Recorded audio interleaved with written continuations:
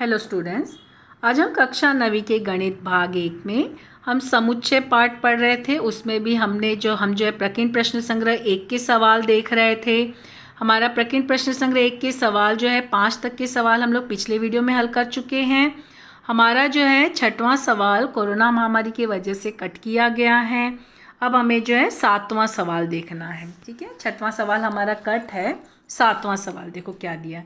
निम्नलिखित प्रत्येक उदाहरण में से समुच्चय का प्रतिच्छेदन समुच्चय वेन आकृति के द्वारा दर्शाओ।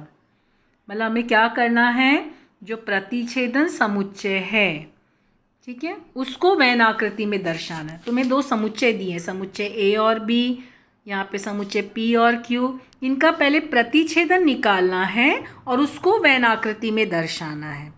ठीक है, तो पहले हम प्रतिच्छेदन निकालेंगे ना। तो हमारा देखो पहले का प्रतिच्छेदन क्या है, a बराबर 3 4 5 7। पहले a और b लिखना। b बराबर 1 4 8 ये लिखना। ठीक है, अब इनका प्रतिच्छेदन, तो a प्रतिच्छेदन b कितना हुआ हमारा, a प्रतिच्छेदन b। प्रतिच्छेदन मतलब जो दोनों में कॉमन है। देखो दोनों में क्या कॉमन है, यहाँ पे देखो 3 4 5 7 1 4 सिर्फ 4 कॉमन है। तो हमें इसको वेन आकृति में दर्शाना है। तो हमारा देखो वेन आकृति कैसे बनेगा, मतलब a और b दो समुच्चय बनाओगे लेकिन उनका प्रतिच्छेदन होगा और प्रतिच्छेदन में 4 लिखोगे और बाकी घटक बाहर लिखोगे। ठीक है, तो ये कैसे हुआ, देखो हमारा ये आकृति हुई। ये हमारा पहले उसको लिखना, a और b, पहले a लिखना b लिखना, उनका प्रतिच्छेदन बताना, फिर ये आकृति बनाना।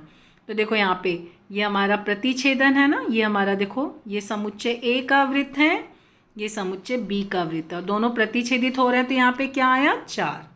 ठीक है, तो ये समुच्चय a समुच्चय b, और चाहो तो यहाँ पे तुम लोग ऐसे लिख सकते हो a प्रतिच्छेदन b, क्योंकि हमको यही दर्शाना है ना आकृति में, a प्रतिच्छेदन b। तो इस तरह से भी दर्शा सकते हो। ठीक है, ये हमारा जो है 7वें का पहला था। दूसरा क्वेश्चन देखो क्या बोला है, P बराबर ABCEF लिखना होगा सब। हाँ, P बराबर ABCEF सब लिखना होगा। उसके बाद ही प्रतिच्छेदन निकालना, उसके बाद वेन आकृति बनाना। LMNEB ये हो गया हमारा P और Q का समुच्चय। अब इनका प्रतिच्छेदन निकालेंगे, P प्रतिच्छेदन Q। देखो प्रश्न में प्रतिच्छेदन बोला ना, इसके लिए प्रतिच्छेदन, तो ये चिन्ह बनाना। और प्रतिच्छेदन यानी जो दोनों में समान है, दोनों में कॉमन है। क्या कॉमन है दोनों में, देखो A है नहीं, B है नहीं, C है नहीं, E है, हाँ B भी है ना। देखो E और B यहाँ पे देखो लास्ट में लिखा है, यहाँ पे सेकंड लिखा है, और E भी लिखा है। ठीक है, तो E और B दोनों में कॉमन है। तो यानी P प्रतिच्छेदन Q क्या हुआ, EB। चूँकि ये सूची पद्धति है, किसी भी क्रम में हम लिख सकते हैं, तो E पहले B बाद में भी चलेगा, B पहले E बाद में, दोनों चलेगा। ठीक है, सूची पद्धति में हम पढ़े हैं ना, किसी भी क्रम में लिख सकते हैं। ये लिखने के बाद पहले इतना ही तीनों स्टेप्स लिखना, उसके बाद वेन आकृति में बताना। तब यहाँ पे देखो इसकी वेन आकृति ये इस तरह से, ये हमारा समुच्चय P है, ये समुच्चय Q है, और ये समुच्चय P प्रतिच्छेदन Q। देखो B और E को क्या करना, ये तो जो पहला वृत्त है ये P का वृत्त है, इसमें बाकी घटक बाहर, B और E अंदर, और ये जो वृत्त है वो Q का है। ठीक है, तो ध्यान से, हाँ आकृति बनाते समय ध्यान से, ये P प्रतिच्छेदन Q। हमको देखो B और E मिला था ना, तो इसको हमने इसके अंदर दर्शाया। ठीक है, और बाकी घटक इसके बाहर, लेकिन वृत्त के अंदर, हाँ लिखते समय वृत्त के अंदर। ये सब ध्यान देना, छोटी छोटी बातों का ध्यान देना। तो ये हमने कौन सा सवाल किया, 7वां। अब हम देखेंगे 8वां सवाल। 7वें का तीसरा कट है, 7वें का जो तीसरा है वो कट है, तो वो नहीं लिखना है ना। ये हमारा कोरोना महामारी की वजह से कट है। लेकिन अगर मान लो इसको बनाने आए तो क्या करना होगा, ये तुम्हें पहले अभाज्य संख्या को सूची पद्धति में, फिर इसको भी सूची पद्धति में, फिर उनका प्रतिच्छेदन निकालना, फिर वेन आकृति बनाना। चूँकि कट है तो ज़रूरत नहीं हल करने की। अब यहाँ 8वां सवाल देखो क्या दिया।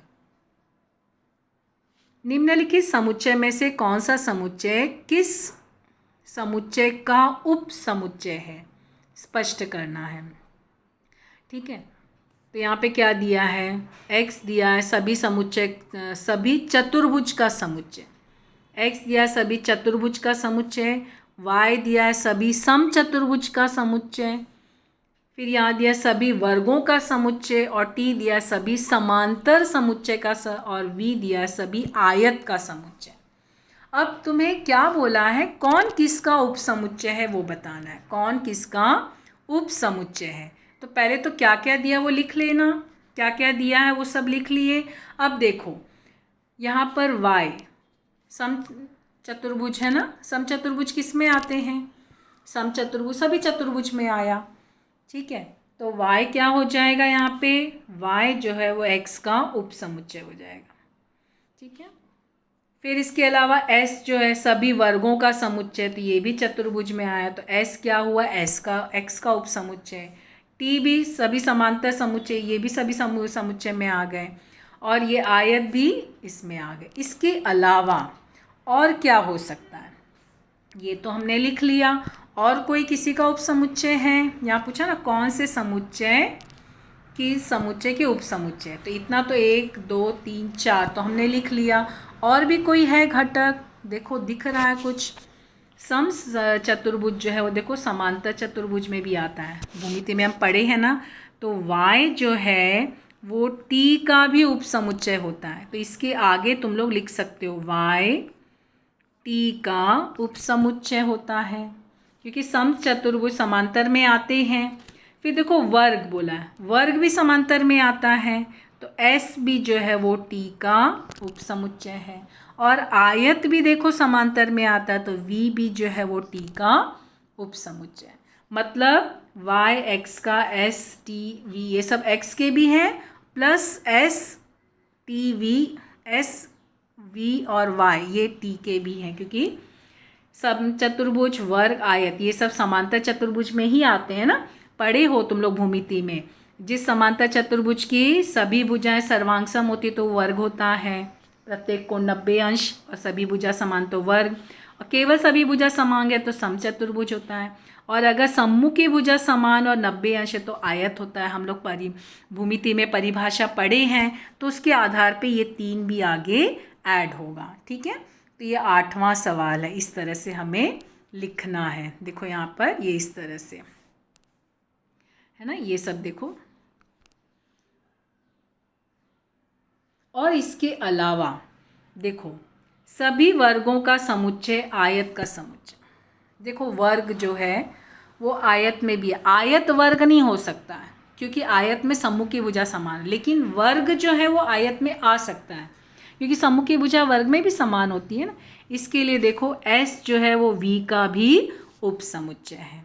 ठीक है, s जो है वो v का भी उपसमुच्चय है। तो यहाँ पे एक और आ गया घटक। ठीक है, तो इस तरह से हम इसको ले सकते हैं।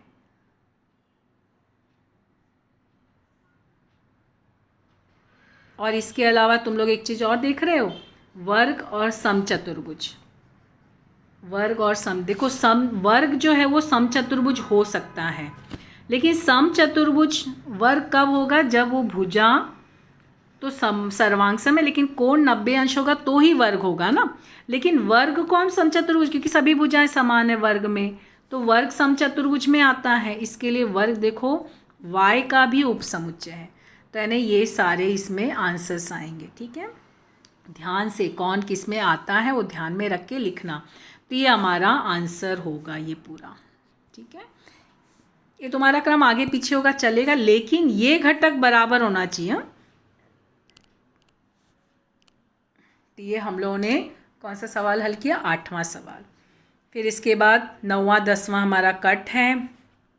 कोरोना महामारी की वजह से जो हमारे पोर्शंस कम किए गए थे, तो 9वां हमको नहीं करना है, 10वां नहीं करना, 11वां देखेंगे। देखो NA बराबर 7, NB बराबर 13, तो NA प्रतिच्छेदन B 4, तो A संग B ज्ञात। ये तो आसान है, डायरेक्ट सूत्र लगाओगे लिखोगे, मान रखोगे, पक्षांतर करोगे, हल करोगे। हमारा सूत्र हम पढ़े हैं ना, सूत्र लिखोगे, क्या दिया है देखो सूत्र हमारा, ए संग बी बराबर N A plus N B minus N A प्रतिच्छेदन भी हमारा सूत्र है। मान रखो एन ए कितना है 7, एन बी 13, ए प्रतिच्छेदन भी 4 और यहाँ माइनस है, तो 7 और 13 जुड़ के 20, 20 में से 4 घटा 16। तो क्या आंसर मिला हमको, ए प्रसंग बी बराबर 16। तो सूत्र में ही लिखना था, सूत्र बराबर से, लेकिन सूत्र याद रखना है तो ही कर पाओगे, सूत्र याद नहीं रहा तो नहीं कर पाओगे ना। तो सूत्र याद करना बहुत ज़रूरी है, तभी लिख पाओगे। तो ये हमारा जब प्रकीर्ण प्रश्न संग्रह 1 के सवाल हल हुए, उसमें से जो है कुछ सवाल हमारे कट थे, तो जो कट है वो नहीं लिखना है, मतलब एग्ज़ाम में उसमें से कुछ नहीं आएंगे। तो तुम्हारा जो है 1 से लेके 11 तक सवाल है, जिसमें तुम्हें 6वां कट है तुम्हारा जो है, फिर 7वें का तीसरा कट है, 9वां और 10वां कट है। तो बाकी सवाल हमारे कॉपी में हमको कंप्लीट करने हैं और उसको प्रैक्टिस भी करना है। Thank you.